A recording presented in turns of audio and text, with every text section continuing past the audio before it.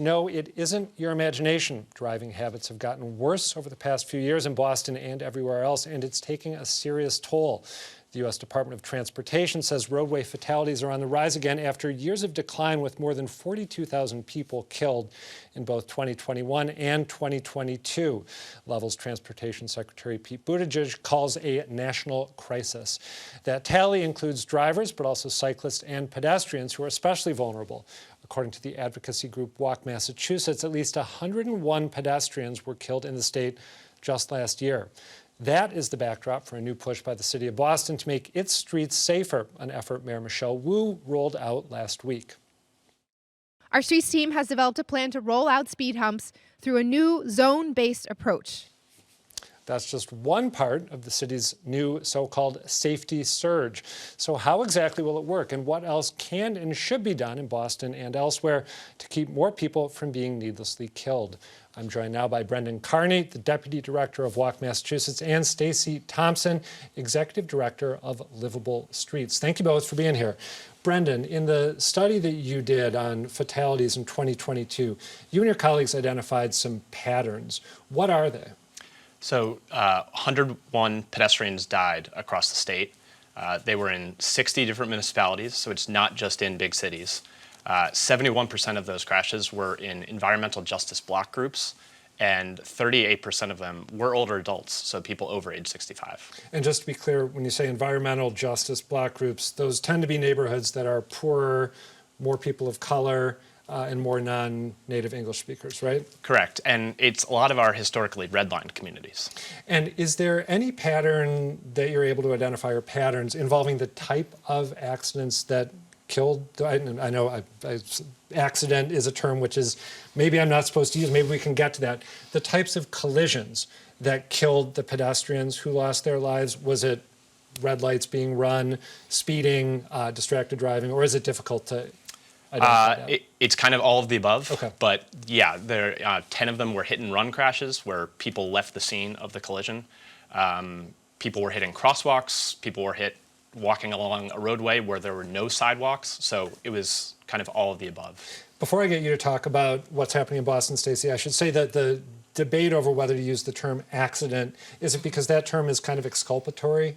Yeah, I mean, often the example that is used is you would never say a plane accident, because if a plane crashes, there's a huge investigation to find out exactly what went wrong. And so we want to use that same terminology with a car crash. Got it. Okay. Yeah. Thank you for that. You're welcome. So how will what the Wu administration is doing in Boston make the people who live there, pedestrians, cyclists, drivers, how will it make them safer? Yeah, so quite simply, in every major urban area globally, the data shows that the fastest and most efficient way to slow down traffic is through roadway design. And there are tried and true methods. And what this new announcement from Boston does is focus on those simple interventions. They're looking at the whole city, breaking it into zones, and then over time, taking it 10 zones a year, adding speed bumps, changing traffic signals to make it easier for people walking to move through intersections. And then they're using data to look at the most dangerous intersections and addressing those with traffic calming measures first. And those, again, are all roadway design measures that are tried and true. Speed bumps or speed humps, I've been trying to figure out what the term of art is. Well, what are they, and what's Boston using, and what's the difference? Yeah, so a speed bump and a speed hump is a size question. Okay. Speed bump is a little smaller, speed bump is a little wider, and then there's also the idea of a raised intersection, which is sort of the entire intersection is a little bit higher than the arterial. And the purpose of all of those is to force the vehicle to slow down, otherwise you'll bottom out. We've all had these experiences driving where the roadway changes and you got to slow down. It's very effective, yeah. And the signals, could that mean, for example, you're automatically given a walk, a white walk light as the light stays red without having to press the button? Is that a possibility? Yes, and it's also about giving pedestrians a few more seconds to get out into the intersection ahead of vehicles. Brendan is actually probably the state's expert in traffic signal policy. Let's go to Brendan. I guess I would be the expert that doesn't have an engineering degree. So there are many more people who have engineering degrees who are better on it.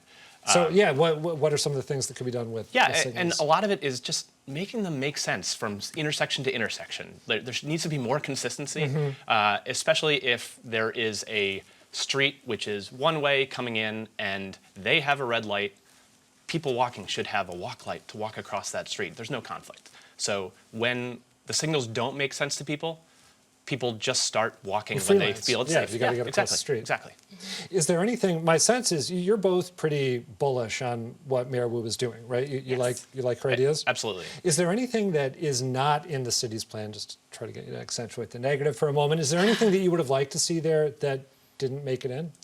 Well, I mean, I think this really builds on that neighborhood slow streets plan, which was like making the case for adding speed humps in the city of Boston, which was super controversial. But why was it controversial? Because you might slow people down, which is what we're trying to do to increase safety here. So, and what you see often is that people want other individuals to slow down in their neighborhood, but they want to be able to go as fast and move as quickly in their own neighborhood and not take responsibility that they might actually be one of the people causing the dangerous situations. All right, I hadn't planned to ask the two of you this question, but it just occurred to me while we were talking about this.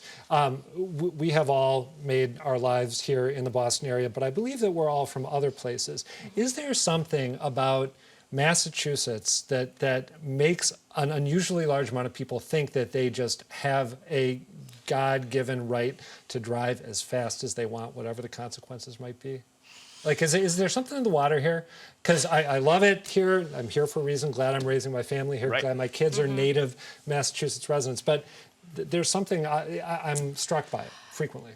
I will start because I'm from Minnesota and I like to talk about it. So I think contextually it's important to recognize that we are deeply concerned by the increase in fatalities in Massachusetts, but Massachusetts is actually strangely leading compared to other states. Thank you for that. The roadway conditions in Massachusetts tend to make it more challenging, and what I have observed is that poor signage, poor roadway construction can add to frustration and then add to that sort of reputation that folks drive poorly in Massachusetts. But in the same way that people sometimes get frustrated with cyclists, if the cyclist doesn't have a place to go, they're going to be in a place that someone driving or walking doesn't want them to be. And the same thing happens on our roadways. So I think it all comes down to good design, or a certain portion of it comes down to design. I think it's that, and also I think here in Massachusetts, I went to Holy Cross, so I've been here for 20 plus years. We're kind of resting on our laurels a little bit with, the old bones of like small New England towns, and also just the small cow paths, and so much narrower streets. So like we're resting on that, and just like that has led to better outcomes for us. I think we need to continue to not rely on that, and as vehicles are getting bigger, we need to be changing our roadways to make sure that we're slowing down those larger vehicles. All right, let me ask another question of the two of you, and you can tackle it first, and then we'll go to you, Stacy. What could the state be doing? Because obviously what Boston is doing is interesting and could provide a model for other communities to follow, but they're just one municipality. What could the state be doing that it isn't doing right now? So the state released a strategic highway safety plan this past January, which is a federal requirement. They have to do it every 5 years. Part of that, they say they want to, release an action plan so they can actually identify like who within the state agencies are responsible and are going to follow through on making safer streets, like identifying where these serious crashes are, and then providing money to municipalities to make fixes. That action plan has not been released yet. It's halfway through the year. So we really want to see an action plan to not just look at data, but actually make changes to the road. Is that something that would require the legislature to actually pass a bill? We're talking in the next segment about how slow the legislature is starting this particular session. Would they need to act, or could the Healy administration just do this unilaterally? The Healy administration could do this. MassDOT could do this. MassDOT already has mechanisms where they can make money and technical assistance available to cities and towns. They had a great program that they started during COVID called Shared Streets and Spaces. It made money available quickly to cities and towns with a easy to fill out application.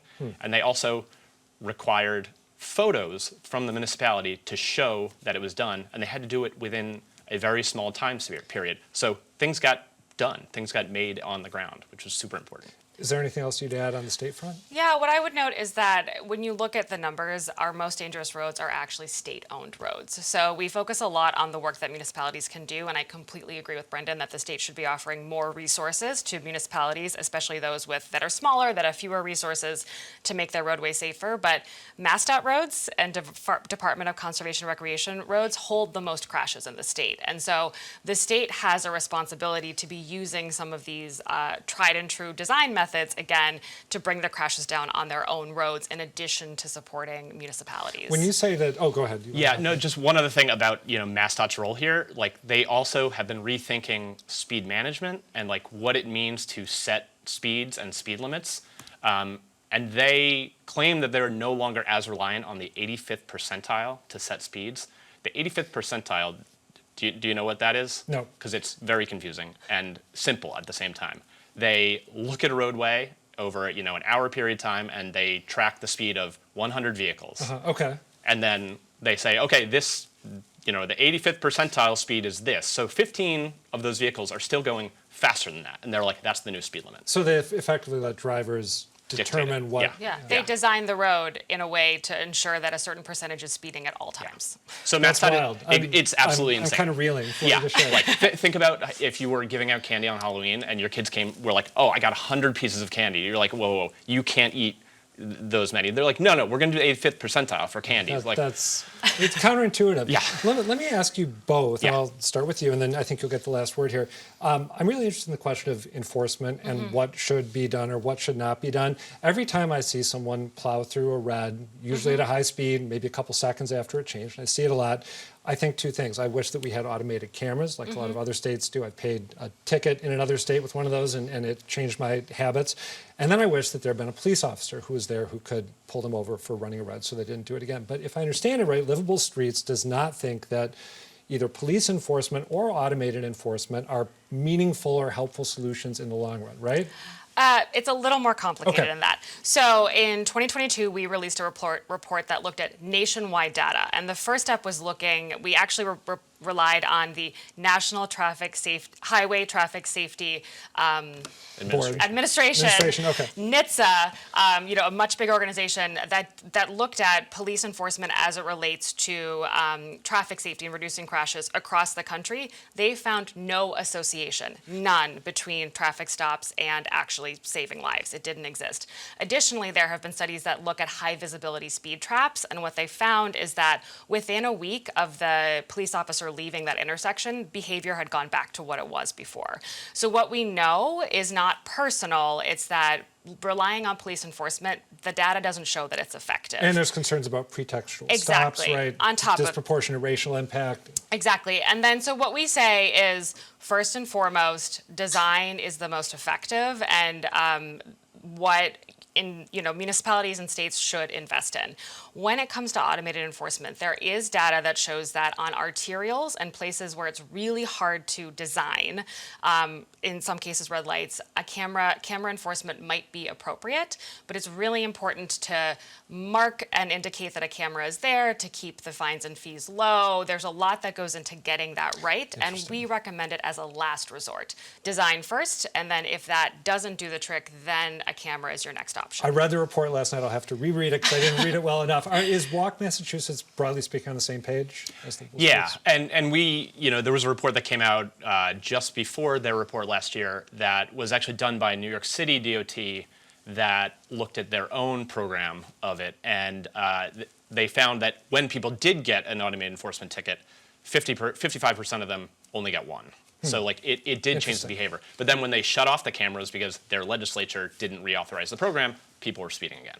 They kept the cameras on, just not issuing tickets. Okay, Brendan Kearney, Stacy Thompson, thank you both. Thank you. Thanks.